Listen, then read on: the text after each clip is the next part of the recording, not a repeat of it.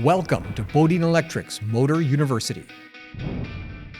This series is brought to you by Bodine Electric.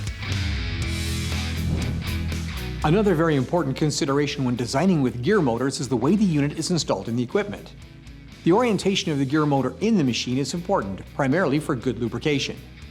Manufacturers specify how the gear motor should be oriented to keep the gearing well lubricated and to minimize oil leakage past the shaft seal. Most gear motors should be mounted with the motor shaft horizontally. That often, but not always, puts the output shaft horizontal as well. Mounting the gear motor vertically with the gearbox above the motor is undesirable because that puts the oil bath on the gearbox above the motor.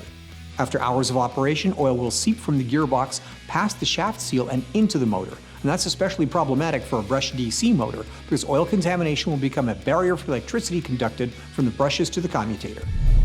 Right-angle drives are a common solution that keeps the gear motor horizontal, but can be oriented so that the output shaft is vertical.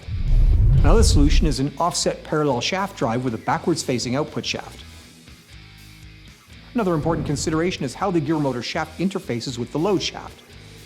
Most machine designers optimize for rigidity, but must also minimize cost and weight, and deflection of structures in any machine is inevitable. If that deflection imparts radial or axial loads on the gear motor shaft, accelerated wear or even failure of the bearings can become an issue. It's always a good design practice to optimize mount stiffness, and commonly add a coupling between gear motor and driven elements that allows for minor misalignment. That coupling can do more than just help alignment, it can also isolate the gear motor shaft from shock loads or vibrational harmonics generated by the mechanism's driven elements as well.